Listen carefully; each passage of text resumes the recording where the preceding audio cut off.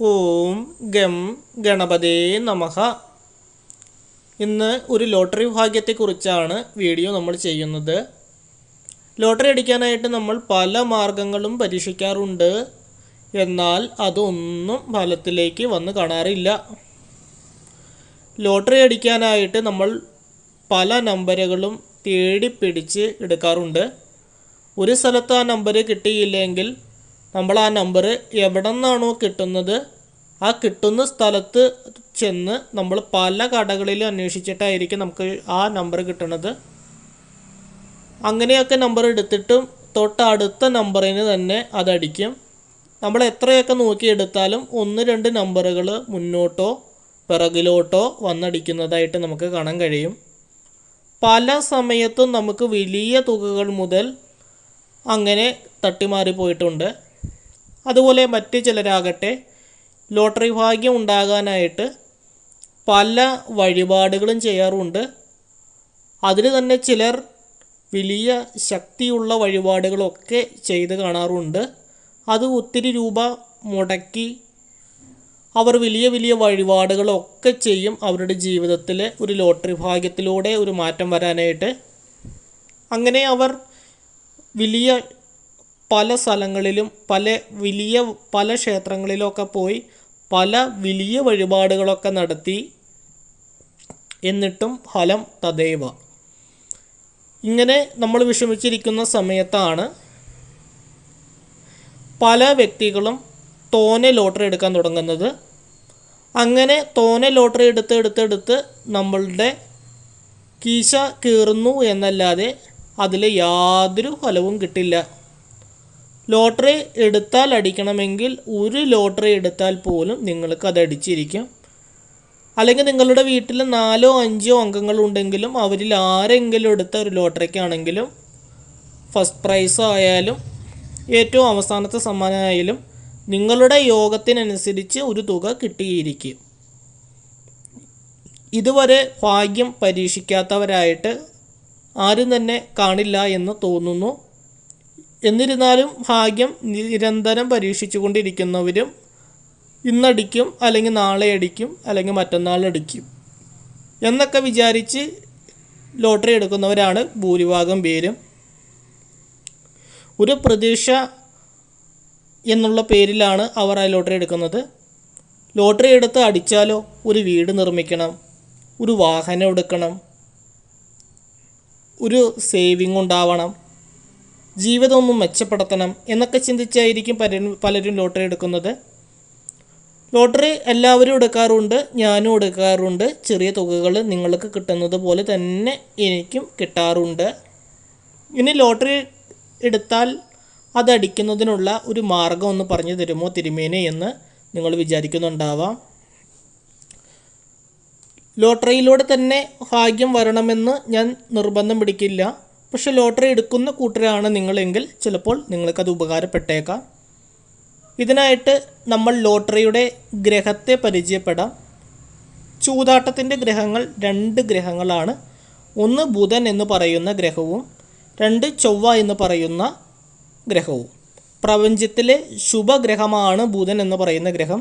പ്രപഞ്ചത്തിലെ പാപഗ്രഹം എന്നറിയപ്പെടുന്ന ഗ്രഹമാണ് ചൊവ്വ എന്ന് പറയുന്ന ഗ്രഹം. ഈ ബുധനും ചൊവ്വയുമാണ് ചൂതാട്ടത്തിൻ്റെയും അതുപോലെ തന്നെ നറുക്കെടുപ്പ് സമ്മാനങ്ങളുടെയും അവസ്ഥയെ അല്ലെങ്കിൽ അതിൻ്റെ ഫലത്തെ നിർണ്ണയിക്കുന്നത്. ഈ 2 ഗ്രഹങ്ങളെ വെച്ചിട്ടാണ് ജ്യോതിഷത്തിൽ ചൂതാട്ടം കണക്കാക്കുന്നത്. ചൂതാട്ടത്തിൽ വിജയിച്ചവരുമുണ്ട്, ചൂതാട്ടത്തിൽ പരാജയപ്പെട്ടവരുമുണ്ട്. ചൂതാട്ടത്തിൽ വിജയിക്കുവാനും അതല്ലെങ്കിൽ മറ്റു പല മേഖലകളിലൂടെയും നമ്മളുടെ ജീവിതത്തിൽ വിജയം വരാതിരിക്കുന്ന സാഹചര്യത്തിലായിരിക്കും നമ്മൾ ചിലപ്പോൾ ചൂതാട്ടം പരീക്ഷിക്കുന്നത്. അത് ജീവിതത്തിൻ്റെ അവസാന പ്രതീക്ഷ എന്ന വണ്ണമായിരിക്കാം നമ്മൾ ഈ ചൂതാട്ടത്തിലേക്ക്, അതായത് ഈ ലോട്ടറി ഭാഗ്യത്തിലേക്ക് നമ്മൾ ഇന്നല്ലെങ്കിൽ നാളെ അതടിക്കും എന്ന് വിചാരിച്ച് ഇതെടുക്കാൻ തുടങ്ങുന്നത്. ലോട്ടറി എടുത്ത് അടിക്കാണ്ട് വരുമ്പോഴാണ് എന്ത് ചെയ്താലാണ് ഇനി എനിക്ക് ലോട്ടറി അടിക്കുക എന്ന് നിങ്ങൾ ചിന്തിക്കുന്നുണ്ടാവും. അപ്പോൾ ബുധനും ചൊവ്വയുമാണ് ചൂതാട്ടത്തിൻ്റെ 2 ഗ്രഹങ്ങൾ എന്നറിയപ്പെടുന്നത്. ഈ 2 ഗ്രഹങ്ങളിൽ ബുധന് ഏറെ പ്രാധാന്യമുണ്ട്. ആ ബുധൻ്റെ പരിഹാരം നിങ്ങൾ ചെയ്യുകയാണ് എങ്കിൽ നിങ്ങൾക്ക് തീർച്ചയായും ലോട്ടറി അടിച്ചിരിക്കും. ഇതിന് അടിസ്ഥാനമുണ്ട്. ലാൽ കിതാബിലൊക്കെ പറയുന്ന പരിഹാരമാണ്. എന്താണെന്ന് വെച്ച് കഴിഞ്ഞാൽ, നമ്മൾ പയറെടുക്കുമ്പോൾ പയറെടുക്കുക.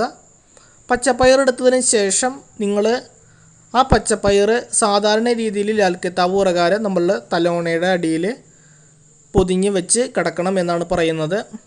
ഇവിടെ നമ്മൾ അതുപോലെ തന്നെ ചെയ്യണം. നമ്മൾ പൊതിഞ്ഞ് തലോണയുടെ അടിയിൽ കുറച്ച് പയർ, ഒരു 9 നവധാന്യങ്ങൾ, അതായത് പയറുമണികൾ എടുത്ത് നിങ്ങളുടെ കിടക്കുന്ന തലോണയുടെ അടിവശത്ത് പൊതിഞ്ഞ് വെച്ചിട്ട് കിടക്കുക. കിടന്ന് ഉറങ്ങി നിങ്ങൾ നേരം വെളുത്ത് എഴുന്നേറ്റ ശേഷം അത് 9 പ്രാവശ്യം തലയ്ക്ക് ഒഴിയുക. 9 പയറാണ് എടുക്കേണ്ടത്. ഇങ്ങനെ 9 ദിവസം ചെയ്യുക. 9ാമത്തെ ദിവസം ആകുമ്പോഴേക്കും നിങ്ങൾ ഇതേ പയർ മാറ്റേണ്ടതില്ല. ആ 9 പയർ നിങ്ങൾ പേപ്പറിൽ പൊതിഞ്ഞ് തലോണയുടെ അടിയിൽ വെച്ച് കിടന്നുറങ്ങി അത് നിങ്ങളുടെ തലയ്ക്ക് ഒഴിയുക. തലയ്ക്ക് ഒഴിഞ്ഞതിന് ശേഷം പിറകോട്ട് അത് വലിച്ചെറിയുക.